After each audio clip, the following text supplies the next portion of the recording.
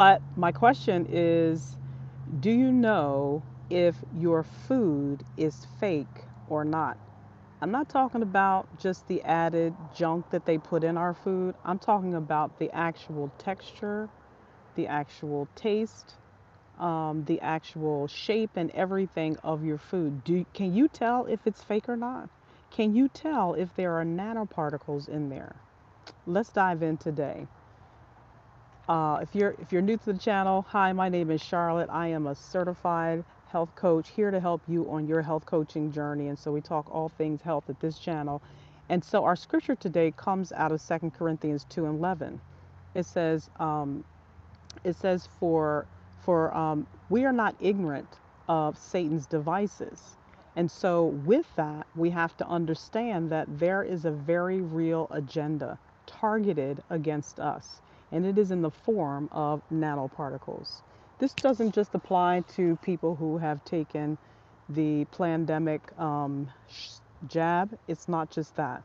It is a whole cleverly devised agenda to put these nanoparticles in our food supply, and specifically the food supply, because it's the easiest avenue to get it into the majority of the population unbeknownst to them. And I did a video already before, so you can check that out, where I was talking more about nanoparticles and detoxifying pesticides, nanoparticles out of your body. However, today I want to talk about the nanoparticles that are in specific foods. One of the main culprits is called titanium oxide. And titanium oxide works in a lot of your breads, your yogurts, things like that. It just gives the food an added brightness. But it's filled with nanoparticles. There are tons more. One of the things that I believe that we should all be doing is not relying on the standard American diet. Let me say that again, because if your main source of food is the standard American diet, let me tell you something, you've already done yourself a disservice, because it is filled with so much garbage and things that are not even allowed in other countries. A lot of places in Europe, I mean, across all of Europe, but also in other portions of the world, they just don't put this garbage in their food supply. Interesting enough, you can go to, let's say, a junk McDonald's here, and also go to one in, say, for instance, the UK, exact same restaurant, exact same products, but the ingredients are different. Why is that? Because in the United States, where I live, there is this mass production of just chemicals in our food supply. And it has yet to be banned. It's been tried to be banned, but it's been allowed. It has honestly been allowed. This is why you see so much of an influx of a lot of our diseases, a lot of the sicknesses, a lot of things that were very, very dormant, if at all known. We have high rates of autism, we have high rates of cancer, diabetes, high cholesterol, Alzheimer's, um, and a whole host of other things. And they all go back to just this one area, is the food supply, because we have to take a look at this. It's not just by accident, and this is why the Lord tells us in 2 Corinthians 2:11 that we cannot be ignorant of the enemy's devices, because it behooves us to really question what's in our food supply and why are we allowing it. We don't have to allow it, but I will say that I feel like I hear a beehive or something, but I think it's somebody's bike. Just want to make sure. But yeah, so we don't have to allow that. How do we combat this? The way that we combat it is that you have to be knowledgeable about exact. Oh, it's a drone. Okay, somebody has a drone. Okay, I knew I heard something weird. Um, but you have to be knowledgeable about what is in the food, and even when you eat out, especially when you eat out, because eating out, you don't know what is in that food. You don't know how it's being prepared. You don't know the actual, you know, the posture or the personality of the individual. And here's the reason why. If a person is cooking food for you, and say for instance, you went into a restaurant, let's say for instance, you had a chef that, I don't know, found some devastating news that made him angry. that anger, believe it or not, in whatever he prepares is going to go right into that food. You may have frequented that restaurant before and said and have eaten the same thing that you've ordered plenty of times. But this day it tastes different. Why? Because it's a real known fact that when you put love into your food, people can taste that. People can taste it and they know that it enhances the food. When you don't put love in the food and you are have all of this negative madness or just anger, could be, you're not feeling well, whatever the case may be, that goes into the food as well. So herein lies a part of the issue with nanoparticles. Nanoparticles are hijacking the actual nutrients within the food. And this is a big problem because a lot of our food supply is already nutrient depleted, meaning that, say for instance, an apple today, as opposed to an apple maybe, let's say 25, 30 years ago, it was more nutritious then than it is now. Why? Because of the junk that they're coating the apples with, this peel, and things like that. So it does you good to make sure that I'm not saying eat organic as much as possible, eat clean as much as possible. Why is this important? Because if you're not eating clean, what's happening is that you're taking in and giving free rein to these nanoparticles to get into your body. Come on in and tell me where you're joining me from. And so I needed to come on here and talk to you about titanium dioxide. It's one of the main, it's not the only culprit, but it is one of the main culprits in our food supply. It's in your breads, it's in your yogurts, it's in things like that that you would not recognize, but it just makes it look so much brighter, so much more appealing. Do you ever notice why everything, say for instance in, say like the produce department, and I stick to the exterior of the supermarket, but I definitely try and eat more organic, and prepare my own meals. I I don't eat out. I mean, it is rare that I ever eat out because I don't know who's preparing that food. I don't know what's in that food, and I don't know if it actually is real food. As long as I'm preparing it, I know what's in it.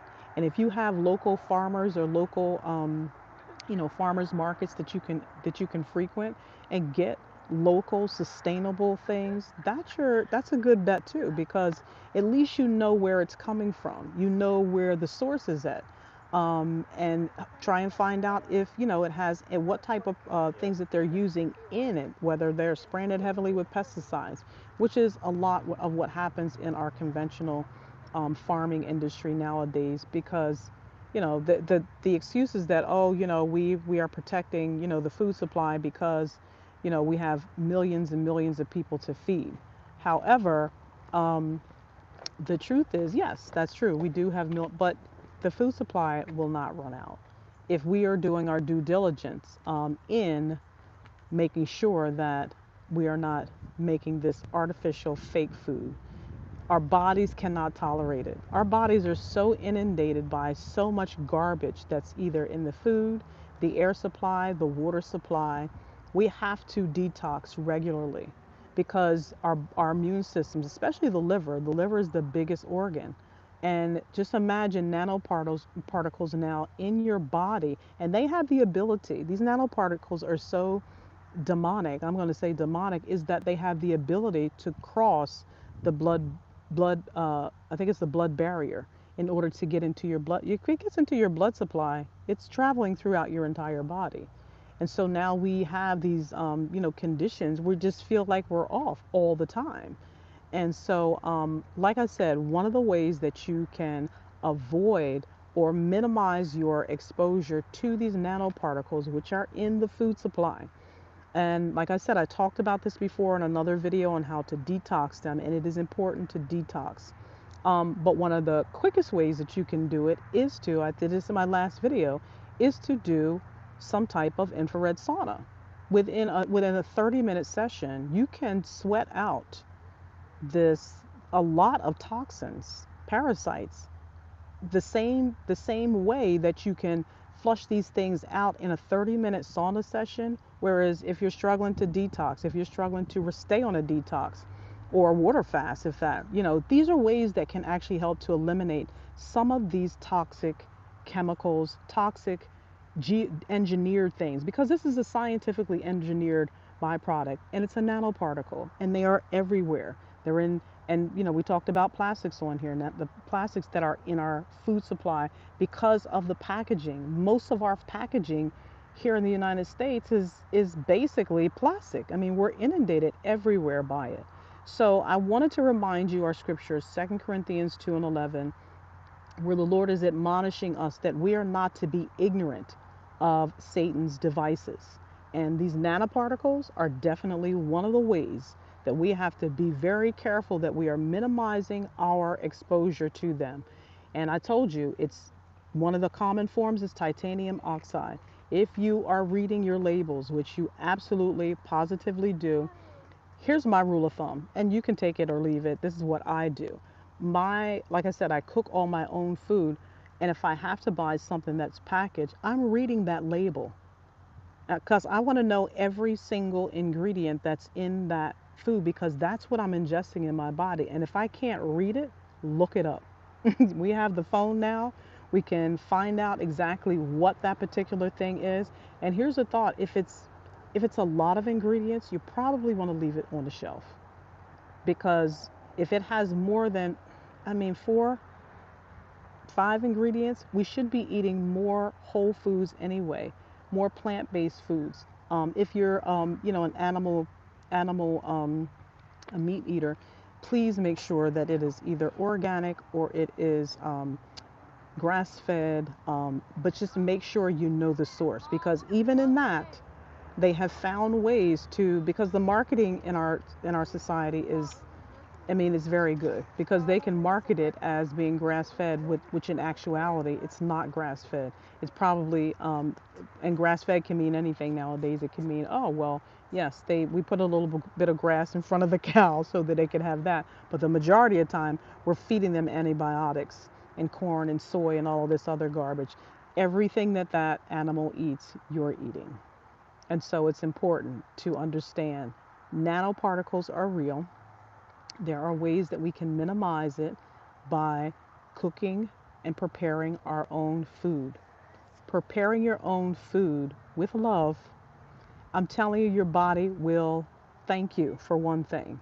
Another thing is to, if you have to purchase, make sure you're reading the ingredients, because if you don't know what's in it, you're susceptible to anything. When you go out, if you choose to eat out, make sure you're asking how that is prepared, because what you see on the menu is one thing, but how they're preparing it is something totally different. You need to know these things, where it came from. I mean, some restaurants, and try to find these clean restaurants, because there are a lot of vegan, there are a lot of restaurants now that are trying to prepare their menus based on clean ingredients, meaning that not heavily processed, not heavily, inundated with chemicals and all of that. And so this is important, guys, because nanoparticles are real. The scientific, mindset behind it thinks that this is the greatest thing, but it's not, because anything that really our body doesn't recognize, it's going to take it as something foreign. And if these things are able to move, I want you to look it up, because these nanoparticles are able to move throughout your system on their own. It's almost like a little Pac-Man, if you think about back in the day, a little Pac-Man inside of your body. So guys, I just wanted to leave you with this. Thank you guys all for coming in.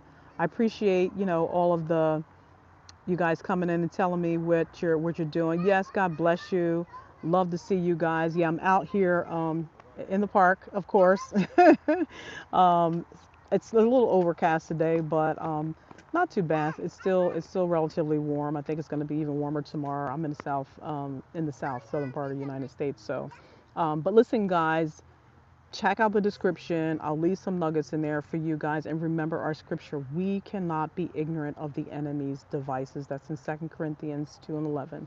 And it is so, so, so true. I'm going to be coming back with more. For those of you that are new to the channel, hi, welcome, join. Listen, like the broadcast.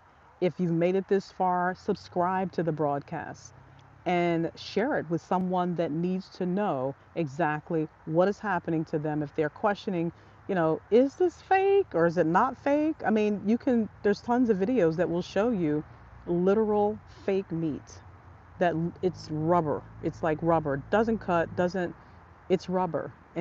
Or some fruits. So it's out there. The nanoparticles that they're using in these foods it's just horrendous.